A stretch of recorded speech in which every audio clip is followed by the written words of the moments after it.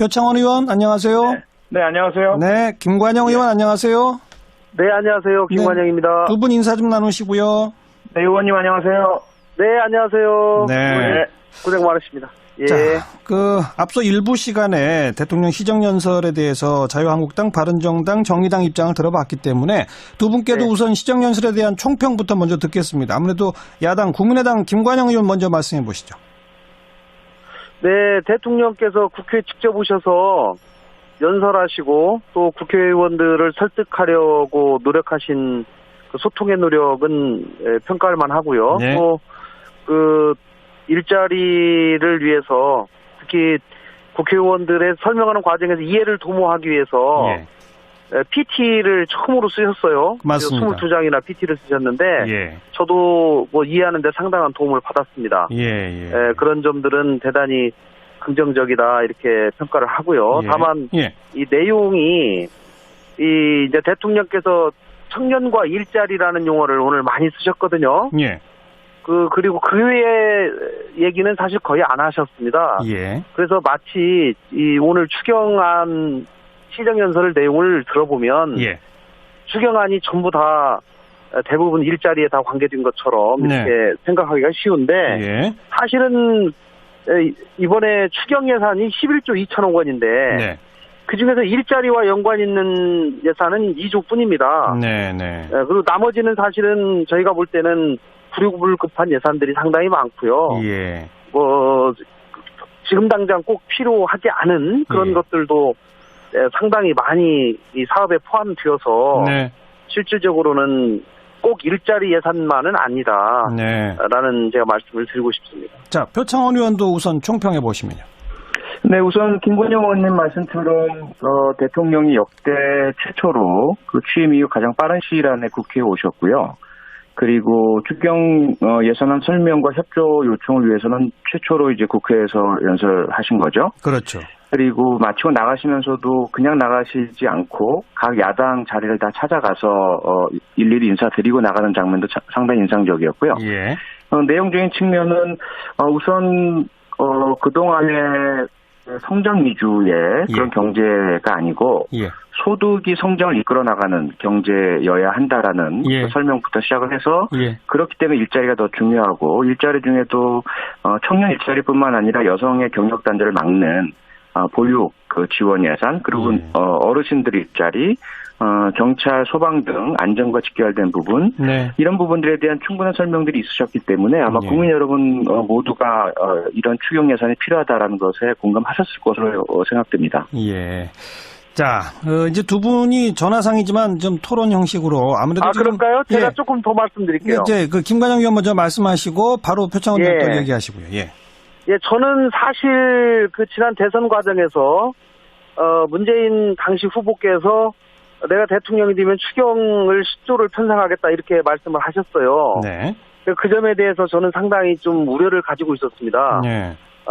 뭐 지금 와보면 일자리가 중요하고 청년 일자리가 중요하기 때문에 추경 꼭 필요하지 않느냐 이렇게 이제 말씀을 하실 수가 있는데요. 그렇죠. 물론 일자리 정책 안 세우는 것보다 세우는 거는 필요하고 저는 좋다고 생각합니다. 그런데 이제 국회는 일단 기본적으로 법을 지키는 기관 아니가 만들기도 하지만 지켜야 되는데 추경 예산 요건이 지금 법에 엄격하게 이미 나와 있습니다. 국가재정법에 경기 침체나 대량 실업인 경우에만 이 추경을 편성하도록 되어 있고 이 점에 대해서 과거에 지금 민주당이죠. 과거 야당 시절에 이 박근혜 정부의 계속되는 추경 예산 편성에 대해서 요건이 제대로 안 되는데 추경을 편성했다라고 계속 비판해온 곳이 바로 민주당입니다. 그런데 과연 이것이 추경 요건에 들어맞는지 라는 저는 그 근본적인 의문이 있고요. 표 의원 여기에 대해서 얘기해 보세요. 요건에 대해서. 그 부분은 이미 많은 경제학자분들도 뭐 요건이 해당된다는 의견을 주셨고요. 그거는 현재 대통령도 오늘 설명을 하셨지만 실업률이 사상 최고 수준 아니겠습니까? 특히 청년 실업률이 더 그렇고요. 그리고 경제 성장률의 둔화는 침체라고 당연히 볼만하고요. 네. 그리고 앞서 과거 민주당 말씀하셨지만 국민의당은 그 당시 새정치민주연합 같은 당이었죠. 그리고 이명박 정부나 박근혜 제가 말씀드린 것 같습니다. 네, 그래 그 자기 반성이신 것 같은데요. 이명박 정부나 박근혜 정부에서의 추경은 지금과 많이 달랐죠. 내세우는 것과 실질이 달랐기 때문에 많은 반대 요인이 있었고 그 액수도 너무나 컸고요. 지금 추경은 대통령께서 설명하셨지만 이미 세수 확대 그리고 세제 잉여금 그리고 기금의 충분한 자금. 그래서 이미 세수 확보가 되어 있는 상태이기 때문에 조금 뭐 받아들여 주셔도 되지 않을까 싶고요. 알겠어요. 추경 요건 얘기는 요 정도 하고요. 사실 핵심은 이 재정을 투입해서 공공 일자리를 늘리는 거에 대해서 지금 국민의당도 동의를 못 하시는 거 아니겠습니까? 그 얘기를 좀 한번 해보죠. 김관영 의원부터. 네, 제가 조금 말씀드려 볼게요. 네네. 지금 오늘 이제 설명하시면서 11조 2천억 원이 이미 세금이 많이 거쳤기 때문에 추가 국채 발행 없이도 가능하다. 이제 이렇게 말씀을 하셨습니다. 네. 뭐 그건 맞습니다. 그런데 이제 추가 국채가 필요 없는 건 맞는데 이미 현재의 예산상 올해만 하더라도 지금 거의 30조 가까운 적자가 이미 발생하고 있거든요. 네. 그리고 박근혜 정부 지금 5년 동안 매년 이 확대 재정 정책을 하다 보니까 매년 30조씩 적자가 나가지고 지금 5년 동안 150조 원의 관리 재정 이 적자가 나 있는 상황입니다. 네. 그렇기 때문에 저는 어떻게 세금이 조금이라도 좀 더 거쳤다면 이것을 추경에 바로 편성해가지고 다 써버릴 것이 아니라 그래도 좀 빚 갚는데 좀 써야지 않느냐라고 하는 생각을 갖는 거고요. 만약에 이제 불가피하게 추경을 편성을 해야 된다고 하면 그래도 어쨌든지 경기 조절적 기능이 있는 것에 한정해야지 이걸 가지고 이 공공부문의 일자리를 주로 늘리는 데 사용한다고 하면 이거는 앞으로 미래의 재정에 큰 부담이 줄 가능성이 높기 때문에 이 부분은 상당히 신중하게 생각해야 된다는 생각을 가지고 있고요. 한 가지만 더 말씀드리면 지금 특히 공공부문의 일자리를 늘리는 것은 공공부문의 개혁을 해서 효율성을 높여야 한다는 점하고 상당히 상충될 가능성이 있습니다. 그래서 이미 상당히 효율성을 유지하고 있는 조직에 정부가 개입해서 인력을 과다하게 충원을 하게 되면 결국 그것이 그 부담이 국민들 부담으로 귀착될 가능성이 있다. 그렇기 때문에 설사 늘리더라도 불효불급한 부분 또 꼭 반드시 늘려야 되는 수요에 관한 정확한 조사를 통해서 최소화해야 된다라는 말씀을 드리고 싶습니다. 표창원 의원 말씀해 보세요. 네, 말씀하신 것처럼 사실 불효불급한 부분에 대한 수요조사가 이루어진 상태이죠. 그리고 지금 가장 핵심적인 그 증원 혹은 충원의 대상이 소방관들이거든요. 전국에 원래 6만 명이 정원인데 4만 5천 명밖에 없습니다. 그래서 사례 대통령께서도 설명을 주셨지만 원래는 구급 요원이신 분이 인원이 부족하다 보니까 구조 업무에 투입되셨다가 목숨도 잃으신 적도 있었거든요. 이 부분은 국민 여러분께서 모두 공감하시는 부분이고요. 그다음에 이제 사회복지 분야에서도 워낙에 인원이 부족해서 열악한 상황이었고요. 보육교사 부분도 마찬가지죠. 거기에다가 물론 그 일자리란 것은 민간에서 창출하는 것이 가장 좋은데 공공일자리라는 것은 마중물이라고 또 대통령이 설명을 해주셨거든요. 일단 이렇게 끌어올려서 그 청년들에게 희망도 주고요. 현재 입사 면접만 보는 것이라도 그 기회만이라도 좀 줬으면 좋겠다라는 그런 그 희망을 품고 있는 많은 분들이 계시기 때문에요. 우선은 이렇게 마중물로서 공공일자리를 늘려주시면 이것으로부터 시작해서 민간 일자리도 많이 생길 것이고요. 아마 적자 해소 부분은 다른 차원에서 계속 지금 노력 중이니까 재정적자 해소는 될 겁니다. 자, 좀 돈이 남으면 빚 갚는 데 쓰자. 또 공공일자리는 재정 부담이 크니까 오히려 추경을 하더라도 경기 조절용으로만 쓰자. 이런 목소리. 아니다. 지금 꼭 필요한 공공일자리 늘려야 한다. 양쪽의 목소리 들어봤고요. 자, 이제 김희수, 김상조, 강경화 이 세 후보자에 대한 인사 문제로 좀 이야기를 넘기겠습니다. 김관영 의원부터 한번 일단 기본 입장이 어떻습니까? 네, 오늘 김상조 공정위원장 후보자 인사청문 보고서를 채택하려고 저희가 3시부터 우리 한 2시간 반 정도 기다리다가 결국은 파행돼가지고 그냥 나왔습니다. 저는 사실은 김상조 후보자가 상당한 도덕적인 여러 가지 문제점이 드러났지만 재벌 개혁에 대한 전문성이라든가 열정이라든가 등등을 고려해서 저희 당에서는 과감하게 김상조 후보자에 대해서는 청문 보고서를 채택해주자라고 네. 하는 입장이었고요. 예. 그러나 자유한국당이 끝까지 의사 일정에 거부를 해버렸고 예. 특히 이 정무위원장이 이 자유한국당 소속이다 보니까 네. 이 사회 보는 것 자체를 거부해서 그렇죠. 결국 오늘 회의가 열리지 못했습니다. 대단히 유감으로 생각하고요. 예. 이 부분은 오늘 꼭 좀 매듭을 짓고 싶었는데 네. 되지 못해서 유감이라고 생각합니다. 그 외에 예. 강경화 후보자에 대해서는 저희가 왜 국민의당이 찬성을 해주지 반대하냐라고 하는 그런 저도 뭐 문자도 받습니다. 네.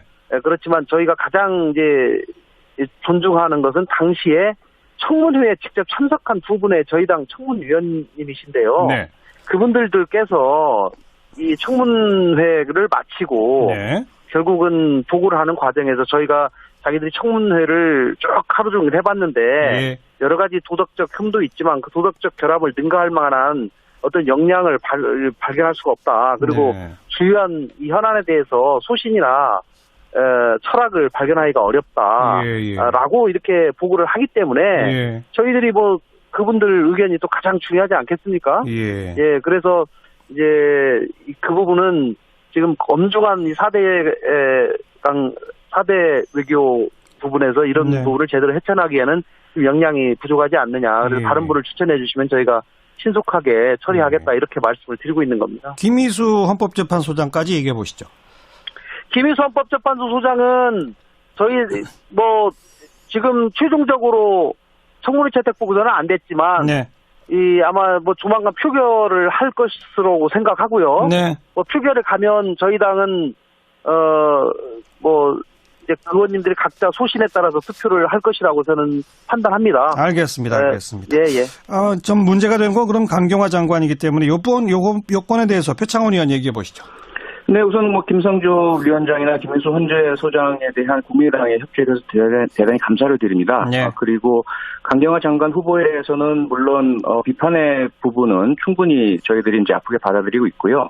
다만 그 능력 부분에 있어서는 이미 전 정권 진보 보수를 막론하고요. 그 외교장관님들이 모두 한 목소리로 충분한 자질이 있다라고 이제 검증을 해주셨고, 더군다나 이제 다른 후보자 말씀을 하시는데 사실 시간적으로 곧 그 한미 정상회담 국빈 방문이 있지 않습니까? 이런 부분이 있기 때문에 사실 시간적으로 거의 불가능한 상황이고요. 그리고 강경화 장관 후보자에 대해서는 사실 1995년에 중국 베이징에서 열렸던 세계 여성 대회에서 우리 위안부 문제를 세계 처음으로 알렸던 분이기도 하고, 이후에도 유엔 3대 그 사무총장이 다 신임했던 분이고요.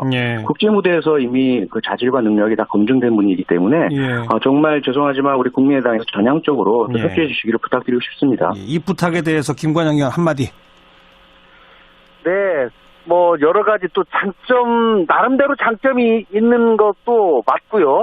그러나 저희 당에서 종합적으로 장점과 단점을 종합적으로 판단해서 현재의 엄중한 외교 상황을 대처하기에는 좀 부족하지 않느냐 이런 판단을 내리고 있기 때문에 그리고 이제 아까 지금 당장 미국 방문해야 되는데 외교부 장관 없어서 어떻게 하냐 이 말씀하셨는데, 지금 현재 외교부 장관이 어떻든지 뭐 코드는 안 맞지만 임무를 수행하고 있는 상황이고요.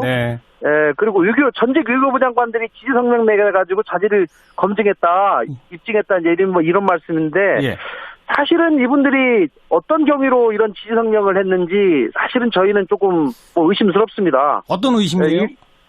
뭐 저희는 뭐 누군가가 이걸 좀 해주십시오라고 하지 않았을까라는 그런 의심을 합니다, 솔직히. 그런데 만약에 또 장관들이 그렇게 해가지고 국회를 압박하면서 이렇게 하는 것은 마치 무슨 인기투표로 뽑자라는 것으로 꼭 받아들여서 그거는 좀 적절하지 않다. 알겠습니다. 저는 이렇게 생각합니다.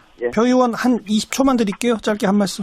근데 아직 시간이 있으니까요. 대통령께서도 계속 그 협조 요청을 하고 계시고요. 네. 저희 원내 지도부나 당 지도부에서도 계속 국민의당에 협조 요청을 드리고 있고 네. 이미 정동영 의원께서도 강경화 후보자에 대한 그 지지 의사 표명을 하셨고요. 예. 그래서 저희는 많이 희망적으로 보고 있기 때문에 김관영 의원님께도 정말 고개 숙여서 부탁 말씀을 좀 드리겠습니다. 예, 김관영 의원 짧게 한 말씀 그러면. 예, 이 문제를 국민의당만 설득하려고 하는 것이 아니고요. 사실은 야당과의 협치에서 가장 중요한 건 사실 제1야당과의 소통도 중요하다고 저는 생각합니다. 예. 알겠습니다. 두 분 여기까지 오늘 말씀 듣고 고맙습니다. 네, 감사합니다. 네, 추경 그리고 인사 문제 아직은 어떤 타협점이 잘 보이지 않는 그런 상태군요. 더불어민주당 표창원 의원, 국민의당 김관영 의원 회담하느냐? 라는 저는 그 근본적인 의문이 있고요. 표 의원 여기에 대해서 얘기해 보세요. 요건에 대해서. 그 부분은 이미 많은 경제학자분들도 요건이 해당된다는 의견을 주셨고요. 그거는 현재 대통령도 오늘 설명을 하셨지만 실업률이 사상 최고 수준 아니겠습니까? 특히 청년 실업률이 더 그렇고요. 그리고 경제 성장률의 둔화는 침체라고 당연히 볼만하고요. 네. 그리고 앞서 과거 민주당 말씀하셨지만 국민의당은 그 당시 새정치민주연합 같은 당이었죠. 그리고 이명박 정부나 박근혜 네, 그래 그 자기 반성이신 것 같은데요. 이명박 정부나 박근혜 정부에서의 추경은 지금과 많이 달랐죠. 내세우는 것과 실질이 달랐기 때문에 많은 반대 요인이 있었고 그 액수도 너무나 컸고요. 지금 추경은 대통령께서 설명하셨지만 이미 세수 확대 그리고 세제 잉여금 그리고 기금의 충분한 자금. 그래서 이미 세수 확보가 되어 있는 상태이기 때문에 조금 받아들여 주셔도 되지 않을까 싶고요. 알겠어요. 추경 요건 얘기는 요 정도 하고요. 사실 핵심은 이 재정을 투입해서 공공 일자리를 늘리는 거에 대해서 지금 국민의당도 동의를 못 하시는 거 아니겠습니까? 그 얘기를 좀 한번 해보죠. 김관영 의원. 네, 제가 조금 말씀드려 볼게요. 네. 지금 오늘 이제 설명하시면서 11조 2천억 원이 이미 세금이 많이 거쳤기 때문에 추가 국채 발행 없이도 가능하다. 이제 이렇게 말씀을 하셨습니다. 네. 그건 표창원 의원 안녕하세요. 네, 안녕하세요. 네, 김관영 의원 안녕하세요. 네, 안녕하세요. 김관영입니다. 두 분 인사 좀 나누시고요. 네, 의원님 안녕하세요. 네, 안녕하세요. 네. 고생 많으십니다. 예. 자, 앞서 일부 시간에 대통령 시정연설에 대해서 자유한국당, 바른정당, 정의당 입장을 들어봤기 때문에 두 분께도 우선 시정연설에 대한 총평부터 먼저 듣겠습니다. 아무래도 야당, 국민의당 김관영 의원 먼저 말씀해 보시죠. 네, 대통령께서 국회에 직접 오셔서 연설하시고 또 국회의원들을 설득하려고 노력하신 그 소통의 노력은 평가할 만하고요. 또 일자리를 위해서 특히 국회의원들의 설명하는 과정에서 이해를 도모하기 위해서 PT를 처음으로 쓰셨어요. 맞습니다. 22장이나 PT를 쓰셨는데 저도 이해하는 데 상당한 도움을 받았습니다. 그런 점들은 대단히 긍정적이다 이렇게 평가를 하고요. 다만 이 내용이 이제 대통령께서 청년과 일자리라는 용어를 오늘 많이 쓰셨거든요. 그리고 그 외의 얘기는 사실 거의 안 하셨습니다. 그래서 마치 이 오늘 추경안 시정연설 내용을 들어보면 추경안이 전부 다 대부분 일자리에 다 관계된 것처럼 이렇게 생각하기가 쉬운데 사실은 있으셨기 때문에 아마 국민 여러분 모두가 이런 추경 예산이 필요하다라는 것에 공감하셨을 것으로 생각됩니다. 자, 이제 두 분이 전화상이지만 좀 토론 형식으로 아무래도 그럴까요? 제가 조금 더 말씀드릴게요. 이제 김관영 의원 먼저 말씀하시고 바로 표창원 의원 또 얘기하시고요. 저는 사실 그 지난 대선 과정에서 문재인 당시 후보께서 내가 대통령이 되면 추경을 10조를 편성하겠다 이렇게 말씀을 하셨어요. 그 점에 대해서 저는 상당히 좀 우려를 가지고 있었습니다. 지금 와보면 일자리가 중요하고 청년 일자리가 중요하기 때문에 추경 꼭 필요하지 않느냐 이렇게 이제 말씀을 하실 수가 있는데요. 그렇죠. 물론 일자리 정책 안 세우는 것보다 세우는 거는 필요하고 저는 좋다고 생각합니다. 그런데 이제 국회는 일단 기본적으로 법을 지키는 기관 아닙니까? 만들기도 하지만 지켜야 되는데 추경 예산 요건이 지금 법에 엄격하게 이미 나와 있습니다. 국가재정법에 경기 침체나 대량 실업인 경우에만 이 추경을 편성하도록 되어 있고 이 점에 대해서 과거에 지금 민주당이죠. 과거 야당 시절에 이 박근혜 정부의 계속되는 추경 예산 편성에 대해서 요건이 제대로 안 되는데 추경을 편성했다라고 계속 비판해온 곳이 바로 민주당입니다. 그런데 과연 이것이 추경 요건에 이번에 추경 예산이 11조 2천억 원인데 그중에서 일자리와 연관 있는 예산은 2조뿐입니다. 그리고 나머지는 사실은 저희가 볼 때는 불급한 예산들이 상당히 많고요. 지금 당장 꼭 필요하지 않은 그런 것들도 상당히 많이 이 사업에 포함되어서 실질적으로는 꼭 일자리 예산만은 아니다라는 제가 말씀을 드리고 싶습니다. 자, 표창원 의원도 우선 총평해 보시면요. 네, 우선 김건영 의원님 말씀처럼 대통령이 역대 최초로 그 취임 이후 가장 빠른 시일 안에 국회에 오셨고요. 그리고 추경 예산안 설명과 협조 요청을 위해서는 최초로 이제 국회에서 연설하신 거죠. 그렇죠. 그리고 마치고 나가시면서도 그냥 나가시지 않고 각 야당 자리를 다 찾아가서 일일이 인사드리고 나가는 장면도 상당히 인상적이었고요. 내용적인 측면은 우선 그동안의 성장 위주의 그런 경제가 아니고 소득이 성장을 이끌어 나가는 경제여야 한다라는 그 설명부터 시작을 해서 그렇기 때문에 일자리가 더 중요하고 일자리 중에도 청년 일자리뿐만 아니라 여성의 경력 단절을 막는 보육 그 지원 예산 그리고 어르신들 일자리 경찰 소방 등 안전과 직결된 부분 이런 부분들에 대한 충분한 설명도 맞습니다. 그런데 이제 추가 국채가 필요 없는 건 맞는데 이미 현재의 예산상 올해만 하더라도 지금 거의 30조 가까운 적자가 이미 발생하고 있거든요. 그리고 박근혜 정부 지금 5년 동안 매년 이 확대 재정 정책을 하다 보니까 매년 30조씩 적자가 나가지고 지금 5년 동안 150조 원의 관리 재정 이 적자가 나 있는 상황입니다. 그렇기 때문에 저는 어떻게 세금이 조금이라도 좀 더 거쳤다면 이것을 추경에 바로 편성해가지고 다 써버릴 것이 아니라 그래도 좀 빚 갚는데 좀 써야지 않느냐라고 하는 생각을 갖는 거고요. 만약에 이제 불가피하게 추경을 편성을 해야 된다고 하면 그래도 어쨌든지 경기 조절적 기능이 있는 것에 한정해야지 이걸 가지고 이 공공부문의 일자리를 주로 늘리는 데 사용한다고 하면 이거는 앞으로 미래의 재정에 큰 부담이 줄 가능성이 높기 때문에 이 부분은 상당히 신중하게 생각해야 된다는 생각을 가지고 있고요. 한 가지만 더 말씀드리면 지금 공공부문의 특히 공공부문의 일자리를 늘리는 것은 공공부문의 개혁을 해서 효율성을 높여야 한다는 점하고 상당히 상충될 가능성이 있습니다. 그래서 이미 상당히 효율성을 유지하고 있는 조직에 정부가 개입해서 인력을 과다하게 충원을 하게 되면